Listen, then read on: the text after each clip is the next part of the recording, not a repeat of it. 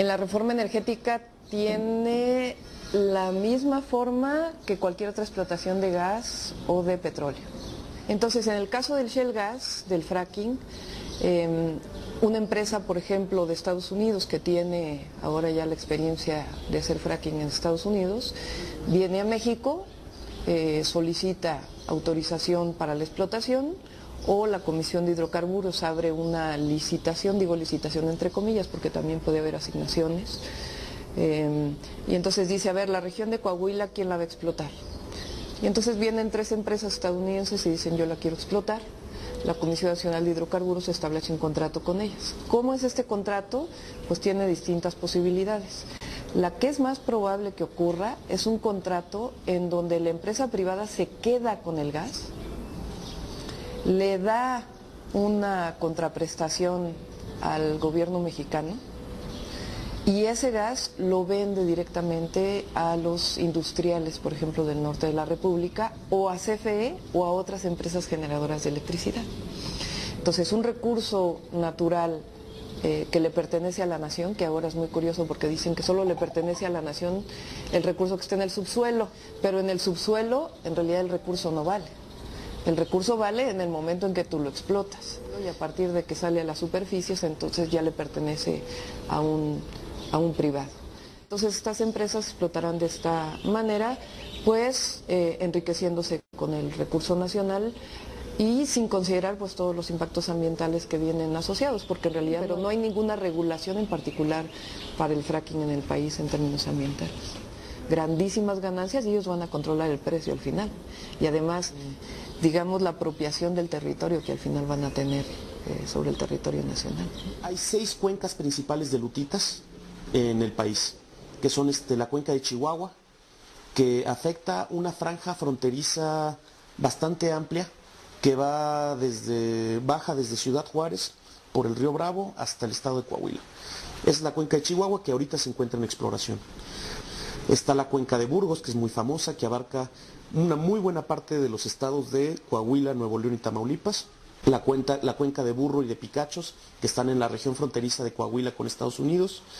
Está la cuenca de Tampico-Misantla, que abarca desde el norte de la ciudad de Tampico, bueno, vaya, hasta la ciudad de Misantla, todo lo que es pues el sur de Tamaulipas, la Huasteca Potosina, parte de la Sierra Madre Oriental de Hidalgo y la Sierra Norte de Puebla, y casi toda la totalidad del norte del estado de Veracruz.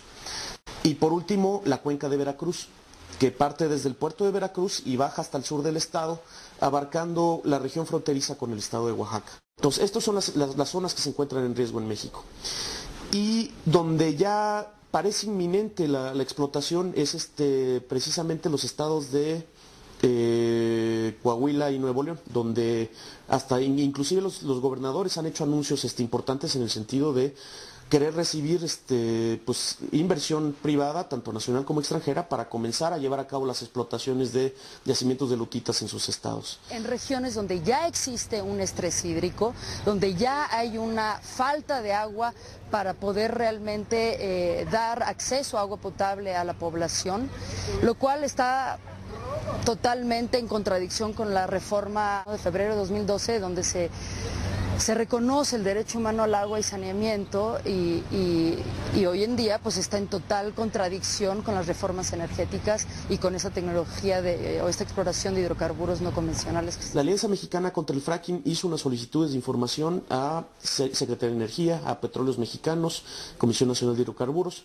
Solo obtuvimos respuesta de parte de Petróleos Mexicanos con respecto a cuántos pozos existen ya de fracking, donde se realiza la técnica de la fractura hidráulica en yacimientos de lutitas en México.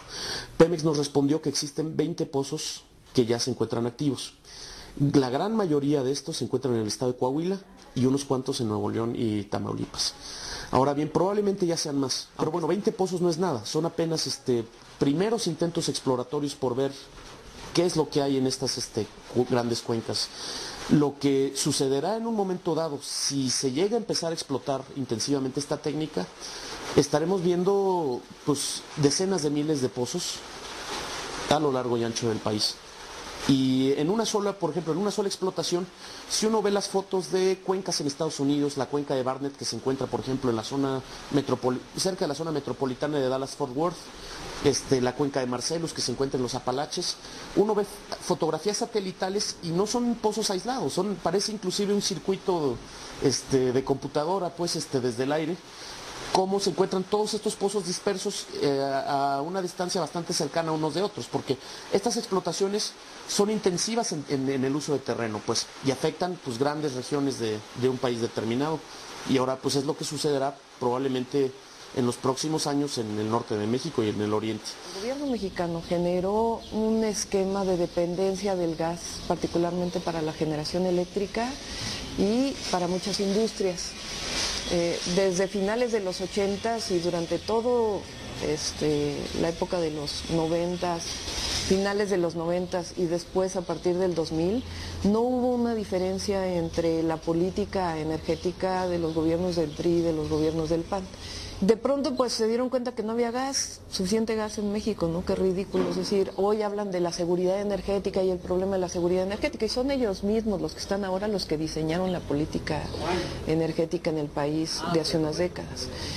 En una propuesta mucho más integral, deberían de estarse planteando realmente desde las propias empresas estatales, Pemex y CFE, la producción de electricidad e ir sustituyendo las fuentes renovables a esta gran dependencia que se ha hecho del gas natural. Y debería de haber una moratoria también en México, la explotación del gas, hasta no hacer regulaciones específicas ambientales, no saber qué impactos va a tener, de dónde va a salir el agua, qué beneficio realmente le va a traer al país, porque si no en unos 5 o 10 años vamos a estar en condiciones pues de una emergencia mucho mayor que la que significa la supuesta emergencia del gas natural en México actualmente. El objetivo en materia de reglamentación y en materia legislativa tendría que tener dos elementos. El primero de ellos, que me parece el más importante, es que no el Ejecutivo, sino el Congreso pudiera determinar con claridad cuál debe de ser la política de reservas. Eso tiene que ser un tema de Estado, no un tema de mercado, no un tema de cualquier particular que decida perforar en cualquier lado con la tecnología que sea y extraer. Tendría que haber en la legislación un gran esfuerzo en materia de transparencia, es decir, que cualquier interesado, cualquier ciudadano mexicano, pudiera conocer con toda claridad cuál es la política, por un lado, cuál es la reglamentación y también cuáles son las técnicas que están utilizando, ¿no? No debe de aceptarse que se plantee que son secretos industriales la composición de los fluidos, por ejemplo, en el caso del fracking. Yo supongo que por todos los problemas que tiene de carácter medioambiental y de salud humana, ahora van a intentar de que no haya prácticamente reglamentación, es decir, entre menos reglamentado esté, pues mejor.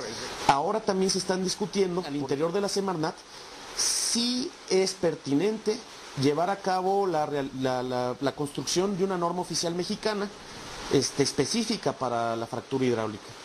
Ahora bien, desde la Alianza Mexicana contra el Fracking, nosotros consideramos que esta norma oficial no sería suficiente para prevenir los grandes riesgos asociados a esta práctica. No basta con regularlas, nosotros estamos argumentando que se deben de prohibir. Hemos estado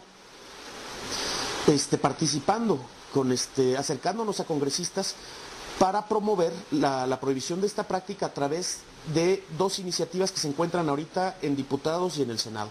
Es la misma iniciativa, pues, pero hemos empujado que se presente en ambas cámaras de una ley general de prohibición de la fractura hidráulica. El fracking se ha planteado como un paso en el camino hacia un mundo de generación de energía a partir de fuentes renovables, sostenibles y limpias. Para nosotros no es un paso intermedio, es una desviación que nos lleva a perpetuar por otras décadas el modelo de dependencia en hidrocarburos que ha vuelto, pues, nos ha puesto en una situación bastante crítica con respecto a la supervivencia de gran parte de los ecosistemas, entre ellos el ecosistema humano, a nivel global. Si no se toman medidas enérgicas y reales hacia nuevas fuentes de generación de energía que no dependan de los hidrocarburos, pues precisamente vamos a llegar a un punto en el cual aumentemos 1 o 2 grados o 3 grados centígrados la temperatura global y lleguemos al punto de no retorno. Es el presidente de una gasera importante en Estados Unidos que es Southwestern Energy.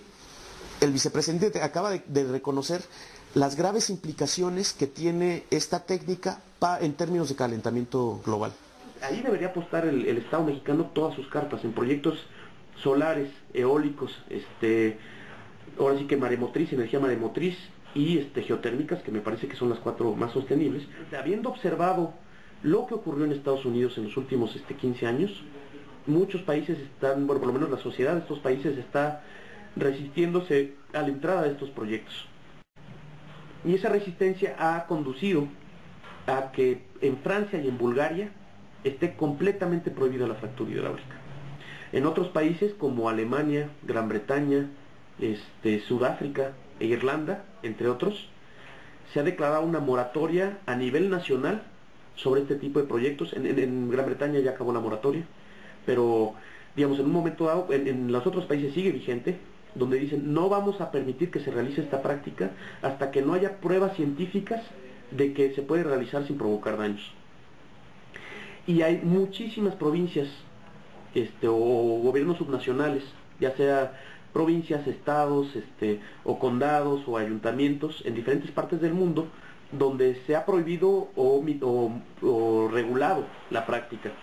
Ya habíamos mencionado el caso de Ohio, donde se condicionó a estudios sismológicos.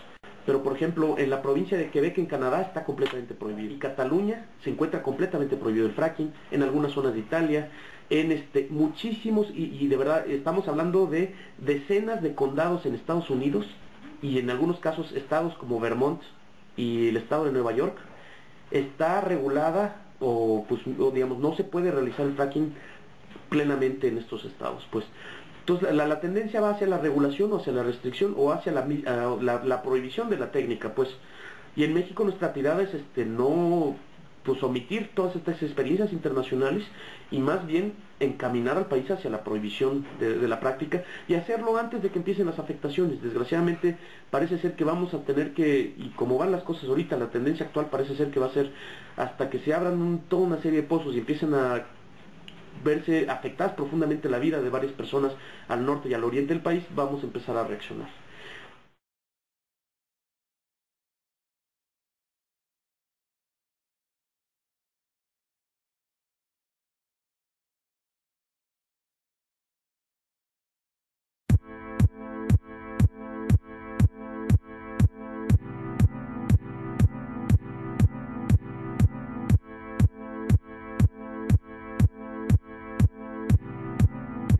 Level 1. Run in time.